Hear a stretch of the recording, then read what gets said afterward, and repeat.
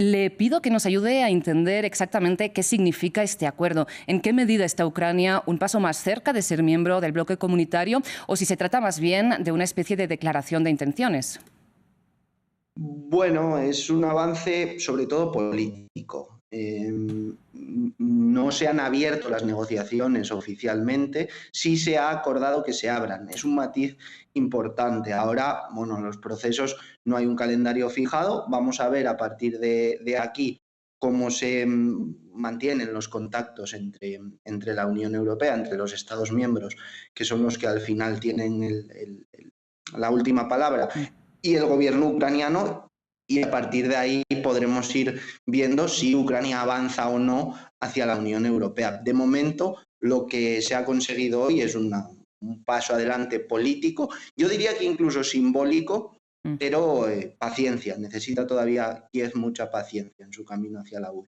O sea, Emilio, por lo que entiendo, todavía no hay un calendario, o sea, no hay una fecha a la que mirar en estos momentos para ver cómo progresa esta eventual membresía, esta eventual entrada de Ucrania al bloque.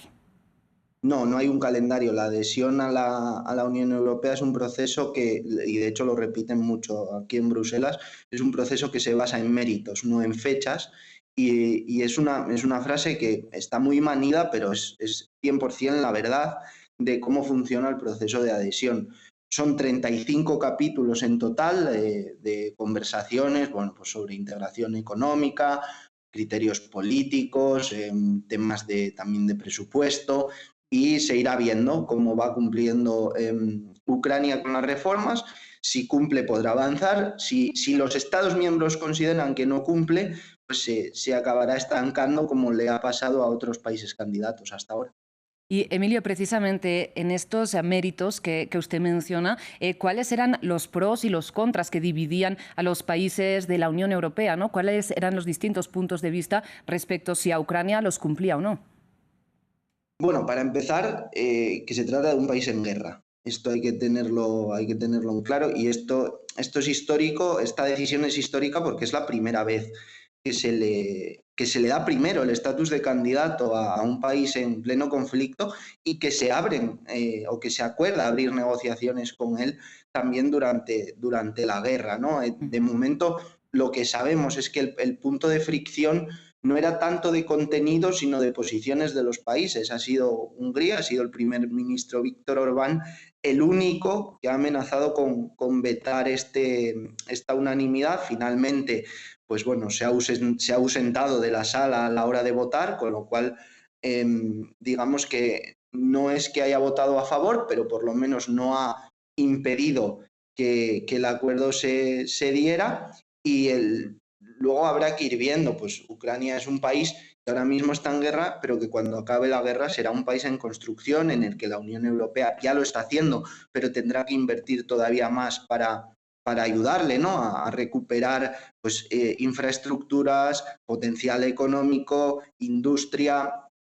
Al final es un reto mayúsculo el tratar de incorporar a un país como Ucrania a la Unión Europea, pues por todo esto, ¿no? Y, Es el estatus especial a Ucrania se lo da la guerra, claro. entonces de eso dependerá.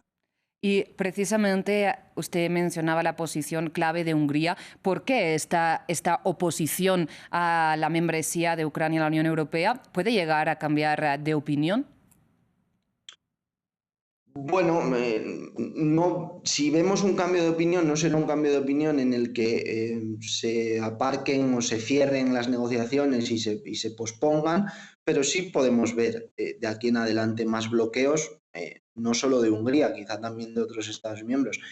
La clave en el caso húngaro es que estamos hablando de Víctor Orbán, que es quizá el líder euroescéptico más mediático de todos los que hay o de los que ha habido en los últimos años en la Unión Europea.